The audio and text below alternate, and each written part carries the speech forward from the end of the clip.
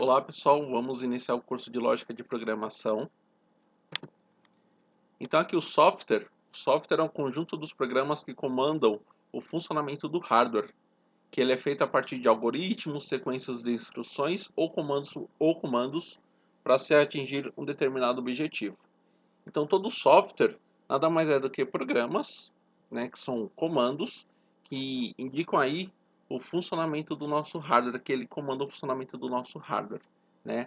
E aí nós trabalhamos com algoritmos, sequências de instruções, que são os nossos fluxogramas, e assim por diante. Que é basicamente o que nós vamos ver aí no nosso curso de Lógica de Programação. Lógica de Programação, né, o que seria isso? É o estudo que é fundamental para o desenvolvimento de programas. Então, toda vez que você for desenvolver qualquer programa, você tem que ter esse conceito da lógica de programação. Então, a parte mais importante, antes de você começar a programar em si, você tem que ter esse conceito da lógica. Lógica é uma ciência de índole matemático e fortemente ligada à filosofia. Lógica é o ramo da filosofia que cuida das regras do bem pensar ou do pensar correto, sendo, portanto, um instrumento do pensar. Então, lógica nada mais é do que nós pensarmos de uma maneira correta para se alcançar um determinado objetivo. Para entendermos a palavra, né, lógica, é necessário entender e compreender antes a palavra problema. O que é a palavra problema? Né? O que seria isso? Problema é uma proposta duvidosa que pode ter numerosas soluções ou questão não solucionada e que é o objetivo da discussão. Problema é uma questão que foge a uma determinada regra, a qual impede de atingir com sucesso um determinado objetivo. Então, um problema, nós podemos ter inúmeras soluções. Por que é importante isso? Quando nós começamos a trabalhar com a parte da lógica, né, lógica de programação, às vezes você vai chegar a resolver um determinado problema por um caminho. Às vezes, uma outra pessoa vai resolver o mesmo problema que você por outro caminho. Qual que está errado? Qual que está certo? Os dois estão certos. Nenhum está errado. Por quê? Porque cada um resolveu de um jeito. O importante é chegar na solução e não saber exatamente qual que foi o correto. O importante é resolver o problema. Né? Nós temos aí alguns exemplos de problemas. Todo peixe nada, né? Em questão da lógica. Todo peixe nada. Nemo é um peixe. Logo então, Nemo nada. Quando chove, não é preciso regar as plantas do jardim. Hoje choveu. Logo então, sabemos que hoje não vai ser preciso regar as plantas do jardim. Então nós temos uma sequência lógica, nós temos uma lógica que nós seguimos para poder resolver um determinado problema. Raciocínio é uma forma mais complexa de pensamento. Um sistema lógico é um conjunto de regras que visam representar formalmente o raciocínio válido. O uso do raciocínio lógico adequado e atitudes decorrentes deste vai determinar o sucesso na execução de uma tarefa. Então, o que vai determinar o sucesso da execução da sua tarefa, no caso a execução do seu algoritmo, do seu programa, é o raciocínio lógico adequado. Quando você desenvolve qualquer sistema, quando você desenvolve qualquer algoritmo, o mais importante é você ter um raciocínio lógico adequado. Nós temos aqui alguns exemplos, né? Bons resultados numa prova escolar só serão obtidos se o assunto a ser tratado na prova for bem estudado, que é basicamente o que acontece, né? A construção de uma casa será bem sucedida se todos os devidos cuidados forem tomados ao longo do processo, como por exemplo, né, um bom projeto, parte estrutural, hidráulica e elétrica, equipe adequada, mestre de obra, pedreiros, ajudantes e material de construção de boa qualidade. Para obter bons programas de computadores, estes devem ser programados corretamente ou ainda de forma lógica. Então, o que é mais importante é trabalhar muito com a questão da lógica. Só assim atenderá aos requisitos de forma correta e eficiente. Sequência lógica são passos executados até atingir um determinado objetivo ou a solução de um problema. Uma ordem isolada não permite realizar o processo completo.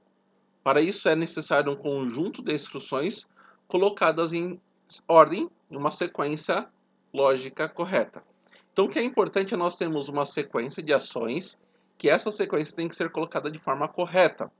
Não podemos apenas pensar e não ter uma sequência desse pensamento, desse pensar, dessa ação. Mesmo ações simples devem ser executadas segundo uma ordem sequencial lógica ou ainda sequências lógicas, por exemplo, tomar um sorvete, que é algo tão simples. Nós devemos o quê? Pegar o sorvete, tirar o papel, tomar o sorvete, jogar o papel fora, papel e o palito no lixo. Não daria certo, por exemplo, tomar o sorvete antes de tirar o papel. É uma sequência que não é uma sequência válida. Então nós temos que pensar nas ações e colocar essas ações em uma sequência correta. A linguagem de programação é o conjunto de representações ou regras utilizadas para criar programas. Por meio delas, você estabelece uma comunicação com o computador. A proximidade com a linguagem humana determina o nível da linguagem de programação. Programar é fácil. O que é mais complicado é você ter uma boa lógica de programação. Eu vou programar em C Sharp, em PHP. O que você faz? Você basicamente estuda a linguagem. Você estuda como que a linguagem de programação funciona. A lógica, ela vai ser aplicada em qualquer linguagem. Então, se você tiver uma boa lógica de programação, você consegue programar em Java, C Sharp, PHP. O que é mais importante é você ter a lógica. A programação você estuda como cada linguagem funciona. Linguagem de máquina é a linguagem compreendida pelo computador, cujas instruções são representadas por vários zeros e uns, que são os bits. Então, a linguagem de máquina trabalha apenas com 0 e 1. Linguagem de baixo nível é a linguagem que utiliza instruções próximas à compreensão da máquina, necessitando grande conhecimento em hardware. Então, são linguagens de programação que trabalham mais diretamente com hardware, como assembler. Linguagem de alto nível é a linguagem cujas instruções estão próximas do nível de compreensão humana. É uma linguagem voltada mais para uma compreensão humana, como Visual Basic, Delphi, C, Java, COBOL, C Sharp, PHP, entre outras linguagens. Diferenciações de nomenclaturas. É comum os profissionais de processamento de dados denominarem os símbolos que representam as linhas de raciocínio lógicos, tais como fluxogramas, diagramas de blocos ou algoritmos, que processam, executam tarefas opostas e diferentes.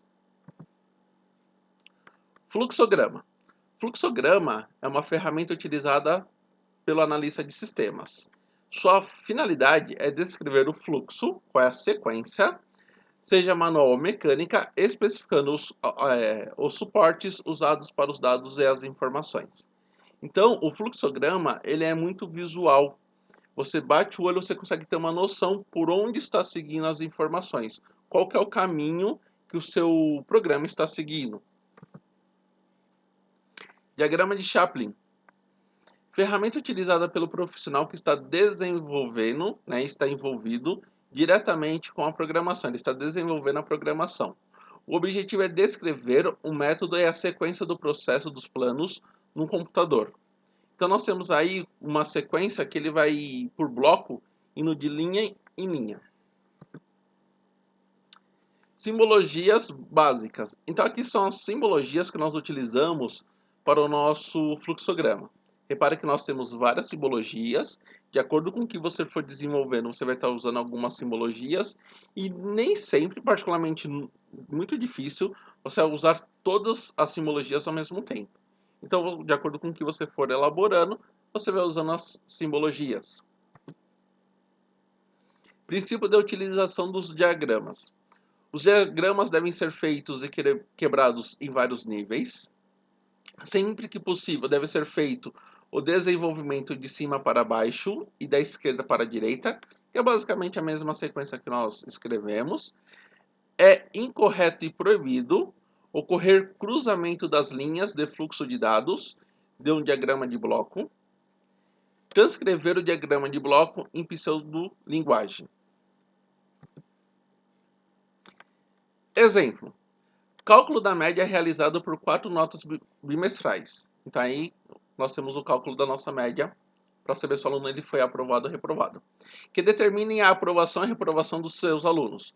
Considere ainda que o valor da média deve ser maior ou igual a 7 para que haja aprovação. Como primeira etapa, resolver o problema via diagrama de bloco. Então o que nós temos aí? Um fluxograma. Nós temos o início, né? Todo fluxograma ele tem que ter um início e tem que ter um fim. E aí no meio vai depender do que você precisa. Então repare que nós temos a entrada das notas, o N1, o N2, o N3 e o N4. Depois nós temos o cálculo da média, M igual, ele vai receber, né?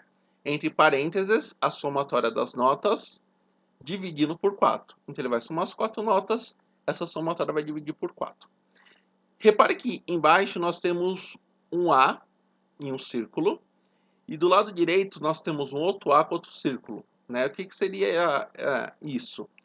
Como eu quebrei esse fluxograma, então eu estou ligando que ao final do lado esquerdo, que tem um A, ele vai ligar ao lado direito, que tem um A também no começo. Então é a ligação de uma parte com outra parte. Isso geralmente a gente faz quando não cabe na mesma folha. A gente faz essa quebra, indicando aí o processo de ligação. Aí ele vai fazer uma análise. Qual que seria essa análise de condição? O M, que é a nossa média, se for maior ou igual a 7. Repare que nós temos do lado direito não. Se o M não for maior ou igual a 7, se não for maior, o aluno está reprovado.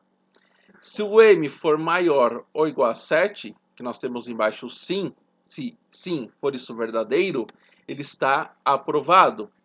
E aí repare que nós vamos para o nosso fim. Eu não posso ter duas setas ligando para o fim. Então, eu tenho que ter apenas uma única seta indo para o fim. Então, eu coloquei um círculo, que é a ligação, né, do bloco do aprovado e do reprovado, indo depois para o fim. Algoritmo.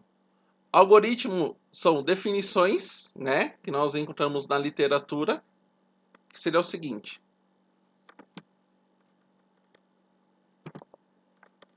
Algoritmo.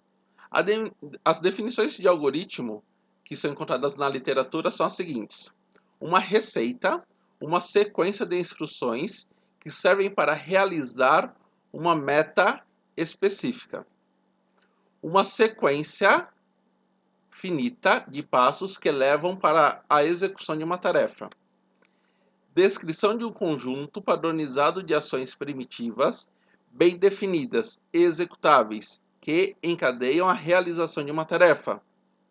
Uma sequência ordenada, finita e não ambígua de etapas que conduzem à solução de um problema. Então nós temos na literatura essas definições para algoritmo.